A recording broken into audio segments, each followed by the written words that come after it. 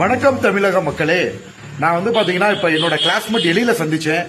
இவரும் நானும் ஒன்னா படிச்சோம். ஹாஸ்டல் மதுரை சென்ட் மேரிஸ்ல ஹாஸ்டல்லயும் ஒன்னா படிச்சோம். ஆக்சுவலா லேட்டஸ்டா நிறைய பத்தி வேணும்னே என்னை பத்தி வதந்திகள் கிளப்பிக்கிட்டு இருக்காங்க. மாப்பிள்ள 6வதுல இருந்து என்னை பாத்துக்கிட்டு இருக்க. நான் ஒன்னா படிச்சிருக்கோம். என் டேட்டா பர்த் என்ன மாப்பிள்ள? 1988 தான் எங்க நீ ஒரே டேட்டா பர்த். 6வதுல இருந்து பாக்குறேன். அப்ப நான் எப்படி இருப்பேன்? கொஞ்சம் லீனா இருப்பேன் ஸ்கூல்ல. கபடி பிளேயர் தானே. நிறைய கிளப்பி விடுறாங்க மாப்பிள்ள. ஏதோ எனக்கு வந்து நாம எங்க ஹீரோ என்னன்னு பயப்படுறாங்க. தமிழ் சினிமாவத்துல இப்ப சிவகார்த்திகேயனால நம்மளோட சீனியர். அவருக்கு நம்ம இளமை தானே. சிவகார்த்திகேயனுக்கு நம்ம இளமை. நீ என் கூட படிச்சாலு கிளாஸ் மட்டும் அஸ்வல்ல ஹாஸ்டல் மட்டும் சின்ன பிள்ளைல இருந்து பாத்துக்கிட்டு சின்ன பிள்ளைல இருந்து பாக்குறேன். சமூக வலைதளங்கள்ல வந்து எனக்கு 2 கல்யாணம் 3 கல்யாணம் ஆயிடுச்சா மாப்பிள்ள? இல்ல அதெல்லாம் சிங்கிளா தானே இருக்கேன். பொண்ணு பாத்துட்டு தானே இருக்காங்க. சொல்லுங்க மக்களுக்கு, நீ சொல்லுங்க. அதெல்லாம் கிடையாது, சிங்கிளா தான் இருக்கா.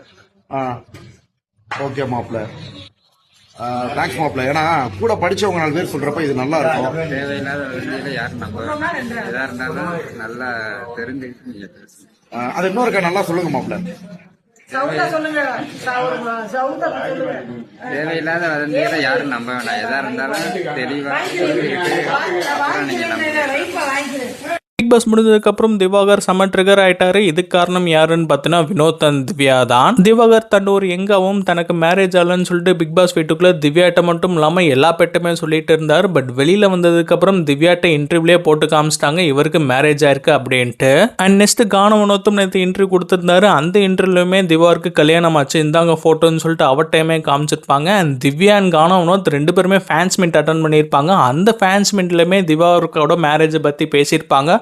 ஸோ இதெல்லாம் பார்த்து டென்ஷனான திவார் வந்து பார்த்தீங்கன்னா இப்போ ஒரு எக்ஸ்பிளனேஷன் வீடியோ போட்டிருக்காரு. பர்டிகுலராக வினோத் அண்ட் திவ்யா கிண்டல் பண்ணி பேசினாலே இந்த எக்ஸ்பிளனேஷன் அவர் கோவத்தில் போட்ட மாதிரி தெரியுது. அண்ட் முக்கியமாக வந்து பார்த்தீங்கன்னா அவரை வந்து திவ்யாவோட இன்டர்வியூவில் கூப்பிடவே இல்லை. ஸோ அதுக்கு பதில் திவ்யா யாரை கூப்பிட்டுருக்காங்கன்னா வினோத்தை கூப்பிட்டுருக்காங்க. ஸோ அந்த கடுப்பில் கூட அவர் போட்டிருக்கலாம்.